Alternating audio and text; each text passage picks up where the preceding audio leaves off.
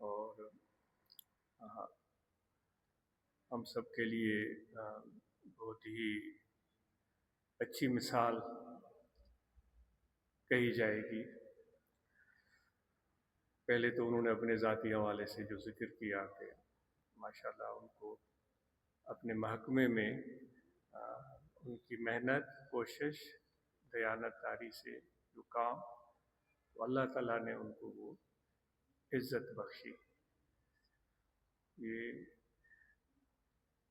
جو ہم بھی یہاں طریقت سے وابستہ ہوتے ہیں، یہاں آتے ہیں، تو بنیادی طور پر ہم یہی ہمارے دل میں تمنا ہوتی ہے کہ ہم اللہ تعالیٰ کے پسندیدہ بندے بن جائیں۔ تو اللہ تبارک و تعالیٰ بھی ان لوگوں کو پسند فرماتا ہے جو ذمہ دار ہیں، اپنے فرائض منصبی اچھے طریقے سے ادا کرتے ہیں، سچے ہیں، دیانت دار ہیں، جھوٹ نہیں بولتے، دھوکہ نہیں دیتے، ظلم نہیں کرتے اور وعدہ خلافی نہیں کرتے۔ ایسے ہی لوگوں کی تعریف سے قرآن مجید میں آپ کو بے شمار آیات ملیں گی۔ تو ہم یہاں آتے ہیں، ہم صحبت میں بیٹھتے ہیں، تو یہی مرشد کامل کی صحبت کا اثر ہوتا ہے کہ جو صلاحیتیں جو بھی ہر انسان، آپ سب باصلاحیت ہیں، کوئی بھی صلاحیتوں سے خالی نہیں ہے۔ تو بنیادی طور پر ہم اپنے آپ کو پہچاننے کی کوشش کرتے ہیں کہ ہمارے اندر کیا خوبی ہو سکتی ہے، کیا صلاحیت ہو سکتی ہے۔ وہ جس طرح اس دن بھی عرض کیا گیا تھا کہ حضور علیہ الصلوۃ والسلام نے فرمایا کہ مومن کے لیے آئینہ ہے۔ تو بنیادی طور پر مرشد کامل کی صحبت میں بیٹھ کر اپنی ذات کو پہچاننے کی کوشش ہوتی ہے۔ یہی تو کہا گیا ہے کہ جو اپنے آپ کو پہچانے گا، جو اپنی ذات کو، اپنی نفس کو، اپنے باطن کو، اپنے روح کو، وہی اللہ کو پہچان سکتا ہے۔ یہ تصوف میں صوفیاء کرام کا یہ قول ہے، من عرف نفسہ فقد عرف ربہ، جس نے اپنے آپ کو پہچانا وہی اللہ تعالیٰ کو پہچان سکتا ہے۔ تو یہی چیز ہے کہ وہ صلاحیتیں ہیں، لیکن صحبت چاہیے ایسے لوگوں کی جو اللہ تعالیٰ نے فرمایا کہ سچوں کے ساتھ رہو، جو سچی بات آپ کو اور ہم ایک دوسرے کو ہم سنا سکیں۔ تو اللہ تعالیٰ فرماتا ہے سچوں کے ساتھ رہو۔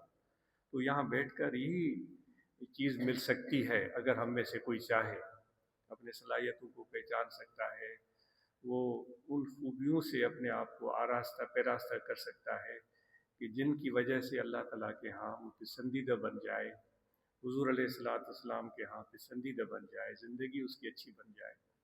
تو وہ اسلم عطا صاحب نے بتایا کہ جو اپنے محکمے میں ان کو اتنی عزت افزائی ملی، آج یہی امید کرتا ہے کہ آپ اور ہم سب جہاں جہاں بھی ہم کام کرتے ہیں، کاشتکار بھی ہو سکتے ہیں، تاجر بھی ہو سکتے ہیں، ملازمت پیشہ بھی ہو سکتے ہیں، مزدور بھی ہو سکتے ہیں، جو بھی جہاں جہاں استاد ہو سکتے ہیں، شاگرد ہو سکتے ہیں، جہاں جہاں ہم کام کرتے ہیں، تو اتنی سچائی کے ساتھ کام کریں کہ جو اللہ تعالیٰ فرماتا ہے سچوں کے ساتھ رہو۔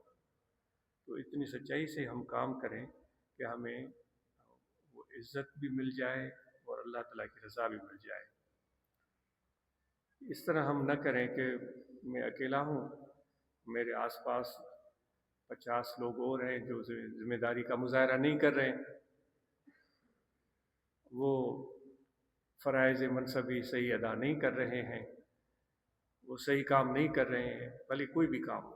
تو اب میں سوچوں کہ بھائی یہ 50، یہ 500، یہ 5000، یہ 5 لاکھ جب ایسے کر رہے ہیں تو چلو میں بھی۔ یہی تو وہ کہا جاتا ہے کہ بھائی استقامت سے کام لو، استقامت سے کام لو۔ اتنا آسان کام ہوتا یہ صراط مستقیم پر چلنا، اس طریقت کی راہ پر چلنا، اس محبت کی راہ پر چلنا، پھر تو ہر کوئی عاشق بنا پھرتا، پھر تو ہر کوئی عارف بنا پھرتا، تو ہر کوئی سچا بنا پھرتا۔ آج ہم کیوں ہاتھ میں چراغ لے کر سچوں کو ڈھونڈتے پھرتے ہیں کہ کہاں ہیں وہ سچے اور دیانتدار لوگ؟ اس لیے ڈھونڈ رہے ہوتے ہیں کہ وہ آج ہم اپنے ان ذمہ داریوں کو پورے کرنے والوں کو پاتے ہی نہیں۔ تو महताब साहब ने एक अच्छी मिसाल आपके सामने बयान की जिस पर वजह तौर पर फ़ख्र किया जा सकता है। फिर उन्होंने अपनी बात नहीं की बल्कि बच्चों की बात उन्होंने बताई। उनको अच्छी तरबियत और उनकी तालीम, इससे बढ़कर एक इंसान के लिए क्या खुशी का मकाम हो सकता है कि वो बच्चे कामयाब हो जाएं उनकी आंखों के सामने, वो अपने ज़िंदगी में अच्छी ज़िंदगी गुजारना शुरू कर दें।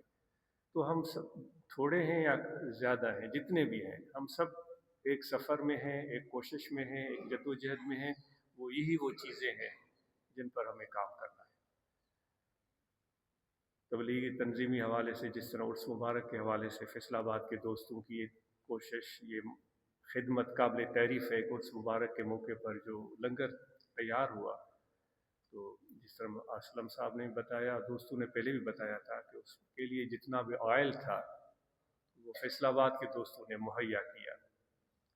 आफरीन हो इन दोस्तों को, अल्लाह ताला इनको अजर दे, जज़ाए खैर दे, इनके रिज़्क़ में, इनके घर में, इनके काम में, कारोबार में बरकतें अता करे। अल्लाह ताला दुनिया आखिरत की भलाइयाँ अता करे। और इन दोस्तों के हम मशकूर हैं, ममनून हैं, उन्होंने ये हमारे साथ इतना अच्छा बर्ताव किया। तो ये भी एक अच्छी मिसाल है।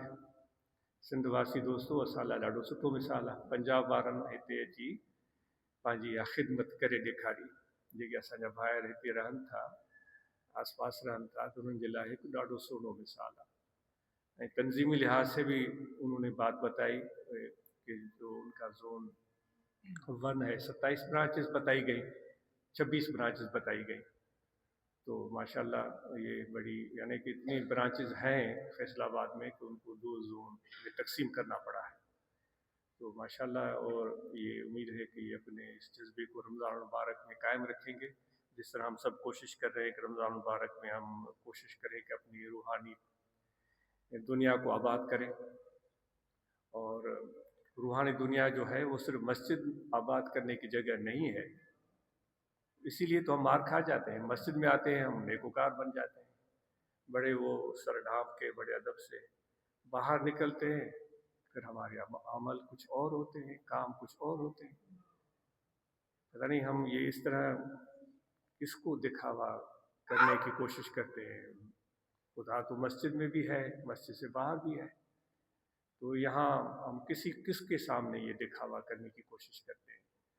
तो रमज़ान के महीने में सिर्फ मस्जिद में हमें अच्छे काम करने की कोशिश करनी ही नहीं, बल्कि बाहर भी।